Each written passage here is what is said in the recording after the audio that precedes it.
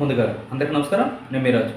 ఆంధ్రప్రదేశ్కి సంబంధించి 2019వ సంవత్సరంలో వైసీపీ అధికారంలోకి వచ్చినప్పుడు సాక్షాత్తు జగన్మోహన్ రెడ్డి గారే ఈవీఎంల యొక్క పనితీరు అనేది చాలా బాగుంది అని చెప్పి మాట్లాడిన వ్యక్తి 2024లో ఎప్పుడైతే ఈ ఓటమి పాలయ్యారో, అంటే పరాజయం అని చెప్పకూడదులే కానీ చిత్తుగా ఓడిపోయారో అప్పుడు మాట మార్చేశారు. ఒకసారి ఆయన ట్విట్టర్ వేదికగా చేసుకొని స్పందించడం అయితే జరిగింది. ఒకసారి ఆయన ఏం స్పందించారో చూడండి.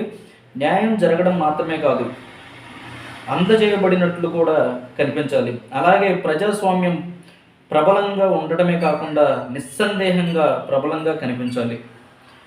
దాదాపు ప్రతి అభివృద్ధి చెందిన ప్రజాస్వామ్యంలో ప్రపంచవ్యాప్తంగా ఎన్నికల పద్ధతుల్లో పేపర్ బ్యాలెట్లు ఉపయోగించబడతాయి, ఈవీఎంలు కాదు.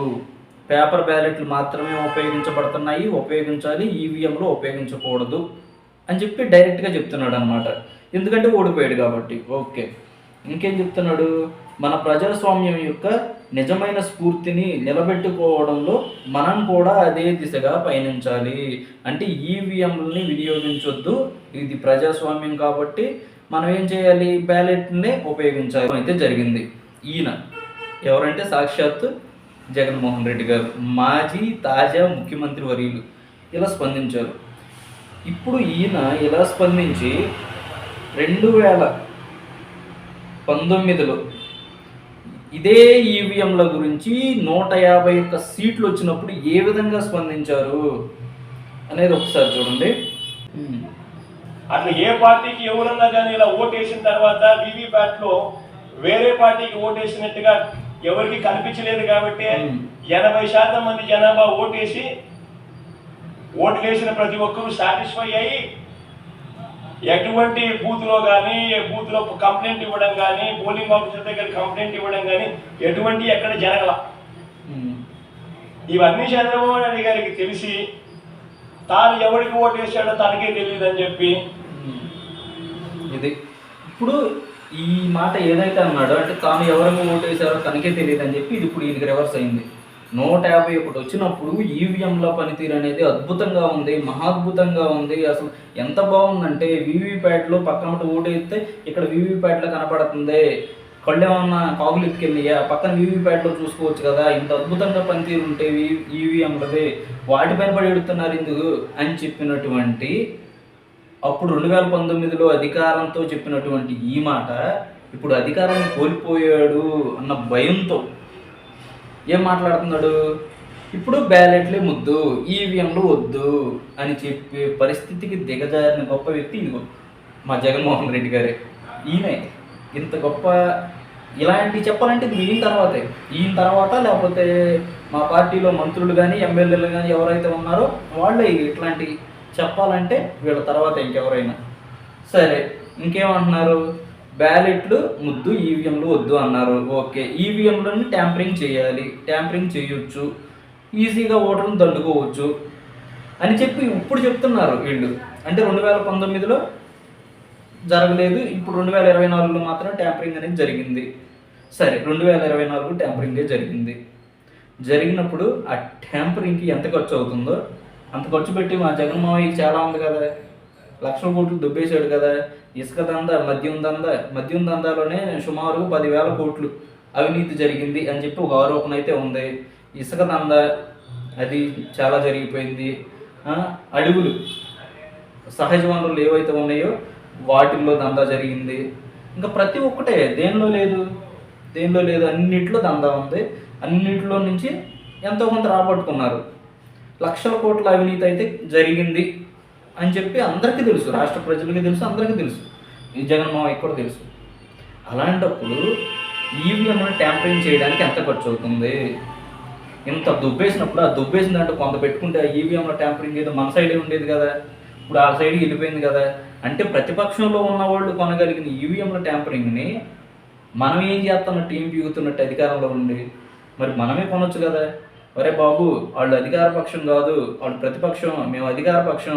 ఈ 5 సంవత్సరాలు దాచుకుంది మేము, అవినీతి సొమ్ము అక్రమంగా దాచుకుంది మేము, డబ్బులు మొత్తం ఉంది మా దగ్గర, ఆడ దగ్గరే ఉంది మీ బూడిదే, ఎంత కావాలో చెప్పండి, ట్యాంపరింగ్ ఏదో మాకే తగలబెట్టండి, మాకే చేసి పెట్టండి, మేము మళ్ళీ అధికారంలోకి వస్తాము, మీకు ఇచ్చిన దానికి డబ్బులు దోచుకుంటాము అని చెప్పొచ్చు కదా, చెప్పి మళ్ళీ అధికారంలోకి రావచ్చు కదా.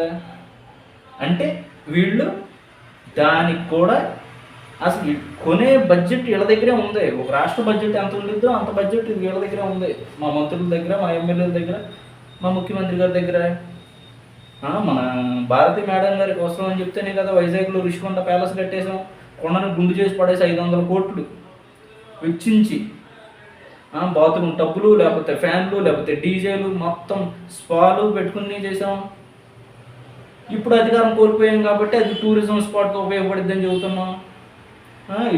అసలు ఎక్కడో దాకా ఎందుకు క్యాంప్ ఆఫీస్ తాడేపల్లిలో ఎవరు సొమ్ముతో కట్టుకున్నాం, ఇవి ప్రజల సొమ్ము దుబ్బేసే కదా. తాడేపల్లిలో ఉన్న సెట్స్ మొత్తం కూడా మనం ఇప్పించినాయే కదా. అధికారంలో ఉన్నప్పుడు ఏదన్నా తిరుపతి వెళ్ళాలో లేకపోతే వేరే దగ్గరికి వెళ్ళాలన్న అవసరం మనకు రాలే. ఎందుకంటే ఆ సెట్టింగ్ ఇంటి దగ్గర వేయించేసేవాళ్ళం.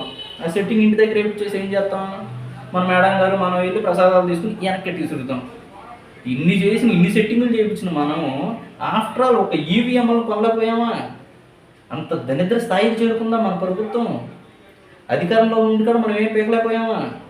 జైల్లో ఉండి ఈయన రోడ్లు అమ్మటే తిరుగుతా లోకేష్ గారు, పవన్ కళ్యాణ్ గారు, వాళ్ళు ట్యాంపరింగ్కి ఎంత ఖర్చు అయిందో వాళ్ళు ఖర్చు పెట్టగలిగినప్పుడు అధికారంలో ఉండి లక్షల కోట్లు మింగేసి అసలు దౌర్జన్యాలు చేసేసి అక్రమంగా భూములు లాగేసుకుని జాబ్ క్యాలెండర్ ఇస్తామని చెప్పి జాబులు లేక, పోలవరం లేకపోతే మనకు రాజధాని లేకుండా చేసి అన్ని చేసిన మనం అన్ని డబ్బులు దుబ్బేస్తే అసలు ఏమైపోయినట్టు? ఇప్పుడు అసలు ఉండాల్సింది అన్నీ ఏమైపోయినట్టు? అది ఒకసారి అర్థం చేసుకుని జగన్మోహన్ రెడ్డి గారు ఇలాంటి దిక్కుమాలని చెప్పమాకండి. ఎందుకంటే ఇప్పుడు మీ మీద కొంతలో కొంతన్నా ఇప్పటి వరకు ఈయన ఒక్కడే మాట్లాడలేదు, మళ్ళీ మాట్లాడితే ఏదో ఒకటి అనుకుంటారు. 2019లో అధికారంలోకి వచ్చినప్పుడే ఈవీఎంలో పనితీరు బాగుంది, 24లోనే వరస్ట్గా ఉందని చెప్తే చండాలంగా అనుకుంటారని చెప్పి చెప్పడేమో అనుకున్నా. కానీ ఈయన కూడా నిస్సిగ్గా చెప్పేసారు, అబ్బా ఈవీఎంల వల్లనే, ఈవీఎంల ట్యాంపరింగ్ వల్లనే మేము ఓడిపోయాము, లేకపోతే ఎరగ తీసేసేవాళ్ళం, ముక్కలు చేసేవాళ్ళం అని.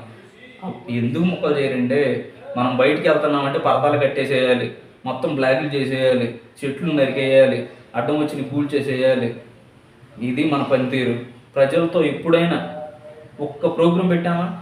వాళ్ళతో కనెక్ట్ అయ్యే విధంగా, వాళ్ళ కష్టాలు తెలుసుకునే విధంగా ఒక లైవ్ ఇచ్చామా న్యూస్ ఛానల్స్కి?